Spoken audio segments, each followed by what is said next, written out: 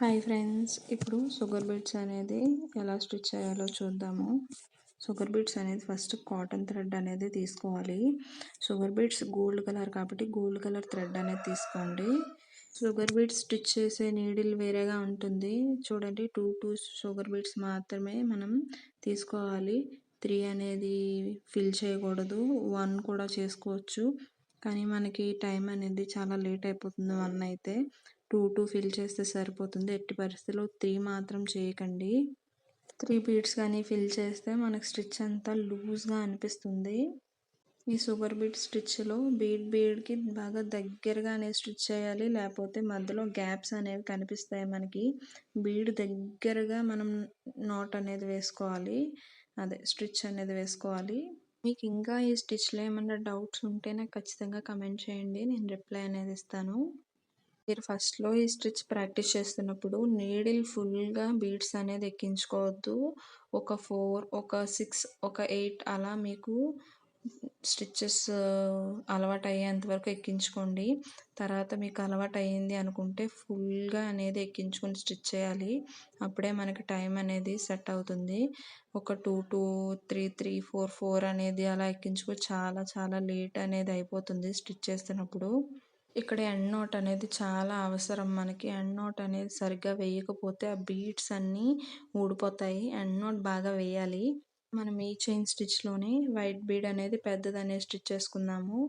White beads అనేవి పెద్దవి కాబట్టి సింగిల్ బీడ్ అనేది మనం స్టిచ్ చేసుకోవాలి. ఈ వైట్ కలర్స్ బీడ్స్ స్టిచ్ చేసినప్పుడు మనం వైట్ కలర్ థ్రెడ్ అనేది యూజ్ చేయాలి, లేకపోతే థ్రెడ్ అనేది కనిపిస్తుంది. అదే పింక్ కలర్ బీడ్స్ స్టిచ్ చేస్తే పింక్ కలర్, అలా ఏ కలర్ బీడ్స్ అనేది మనం స్టిచ్ చేసుకుంటే ఆ కలర్ థ్రెడ్ అనేది మాత్రమే యూజ్ చేయాలి. ఈ డిజైన్స్ని మనం బ్లౌజెస్కి స్టిచ్ చేసుకుంటాం కాబట్టి ఈ 2 స్టిచ్చెస్ కూడా పక్కనే రావాలి. చూడండి, షుగర్ బీడ్స్ స్టిచ్ అనేది చేశాను కదా, ఆ స్టిచ్ పక్కనే మనకి వైట్ కలర్ బీడ్ కూడా దగ్గరగా అనేది రావాలి. దూరంగా వచ్చేస్తే మధ్యలో గ్యాప్ అనేది వచ్చేస్తుంది. ఆ గ్యాప్ అనేది రాకుండా షుగర్ బీడ్స్ స్టిచ్ చేసిన స్టిచ్ పక్కనే వైట్ కలర్ బీడ్స్ కూడా మనం దగ్గరగా అనేది స్టిచ్ చేసుకోవాలి.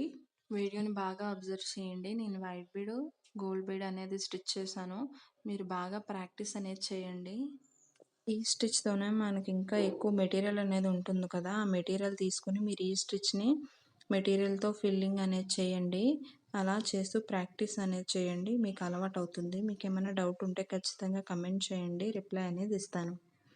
మనము లాస్ట్లో ఎండ్ నాట్స్ అనేది వేసుకున్నప్పుడు ఎండ్ నాట్ కంప్లీట్ అయిపోయాక స్టిచ్ అనేది పైకి కనిపించకూడదు, కిందకి అనేది వెళ్ళిపోవాలి. కనిపిస్తే బాగోదు అసలు.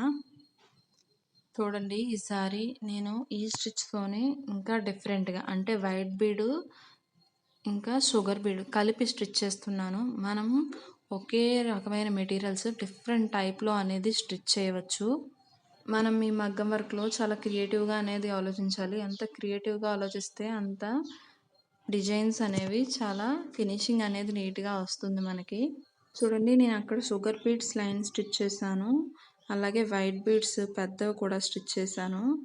కానీ థర్డ్ దాంట్లో ఈ 2 కలిపి స్టిచ్ చేస్తే లుక్ అనేది చూడండి, ఆ రెండిట్ల కన్నా ఎక్సలెంట్గా అనేది అనిపిస్తుంది.